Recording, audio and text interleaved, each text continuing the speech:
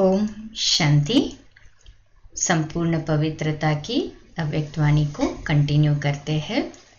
तो बाबा कहते हैं मन वाणी कर्म अर्थात ही कर्म में और संबंध संपर्क में, कर्म में आता है वरना संबंध संपर्क में भी आ जाता है। तो मन वाणी कर्म और स्वप्न में भी पवित्रता, इसको कहते हैं संपूर्ण पवित्रता। कई बच्चे अलबेलेपन में आने के कारण चाहे बड़ों को चाहे छोटों को इस बात में चलाने की कोशिश करते हैं कि मेरा भाव बहुत अच्छा है लेकिन बोल निकल गया, व मेरी एम लक्ष्य ऐसे नहीं थी लेकिन हो गया। या कहते हैं कि हंसी मजाक में कह दिया अथवा कर दिया, ये भी चलाना है। इसलिए पूजा भी चलाने जैसी होती है। ये अलबेलापन संपूर्ण पूज्य स्थिति को नंबरवार में ले जाता है। ये भी अपवित्रता के खाते में जमा होता है। सुनाया ना, पूज्य पवित्र आत्माओं की निशानी यही है। उन्हों की चारों प्रकार की पवित्रता स्वाभाविक, सहज और सदा होगी। उनको सोचना नहीं पड़ेगा, लेकिन पवित्रता की धारणा स्वतः ही यथार्थ संकल्प, बोल, कर्म और स्वप्न में लाती है। यथार्थ अर्थात एक तो युक्ति युक्त, दूसरा यथार्थ अर्थात हर संकल्प में अर्थ होगा, बिना अर्थ नहीं होगा। ऐसे नहीं कि ऐसे ही बोल दिया, निकल गया, कर लिया, हो गया। ऐसी पवित्र आत्मा सदा हर कर्म में अर्थात दिनचर्या में यथार्थ युक्ति युक्त रहती है। इसलिए पूजा भी उनके हर कर्म की होती है, अर्थात पूरे दिनचर्या की होती है। उठने से लेकर सोने तक भिन्न भिन्न कर्म के दर्शन होते हैं। अगर ब्राह्मण जीवन की बनी हुई दिनचर्या प्रमाण कोई भी कर्म यथार्थ व निरंतर नहीं करते तो उसके अंतर के कारण पूजा में भी अंतर पड़ेगा।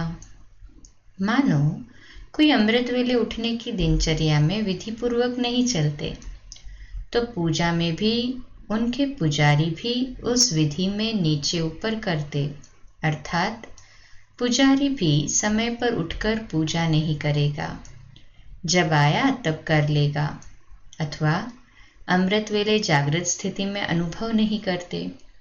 मजबूरी से व कभी सुस्ती कभी चुस्ती के रूप में बैठते, तो पुजारी भी मजबूरी से या सुस्ती से पूजा करेंगे, विधि पूर्वक पूजा नहीं करेंगे। ऐसे हर दिनचर्या के कर्म का प्रभाव पूजनीय बनने में पड़ता है। विधि पूर्वक न चलना, कोई भी दिनचर्या में ऊपर नीचे होना, ये भी अपवित्रता के अंश में गिनती होता है। डबल अंडरलाइन, कितनी सूक्ष्म बात कही ना बाबा ने। क्योंकि आलस्य और अलबेलापन भी तो विकार है ना। जो यथार्थ कर्म नहीं है वह विकार है, तो अपवित्रता का अंश हो गया ना। इस कारण पूज्य पद में नंबरवार हो जाते हैं। तो फाउंडेशन क्या रहा? पवित्रता। पवित्रता की धारणा बहुत महीन है।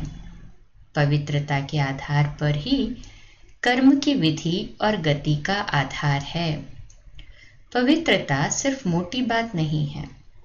ब्रह्मचारी रहे या निर्मोही हो गए, सिर्फ इसको ही पवित्रता नहीं कहेंगे।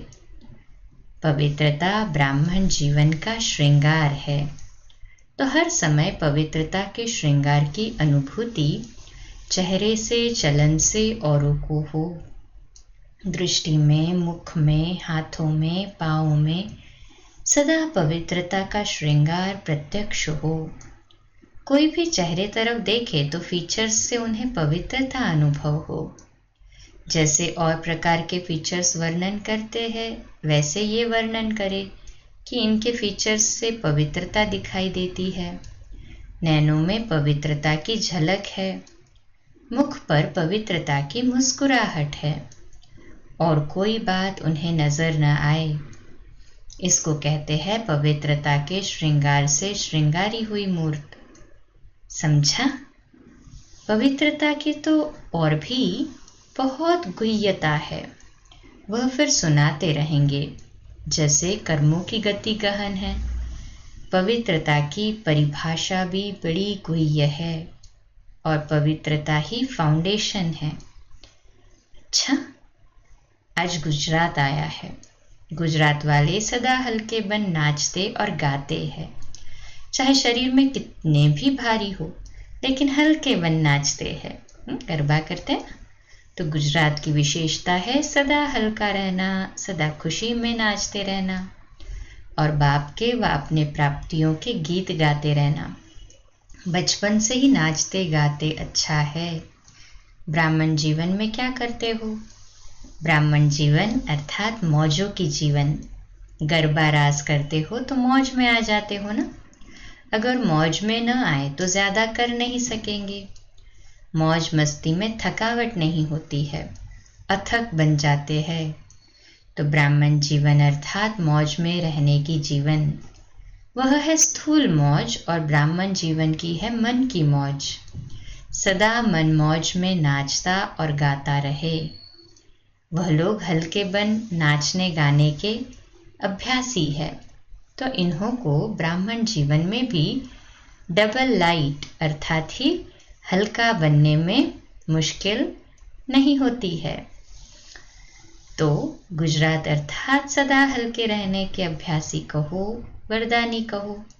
तो सारे गुजरात को वरदान मिल गया, डबल लाइट। मुरली द्वारा भी वरदान मिलते हैं ना। अच्छा, इसी को कल कंटिन्यू करते हैं। ओम शांति।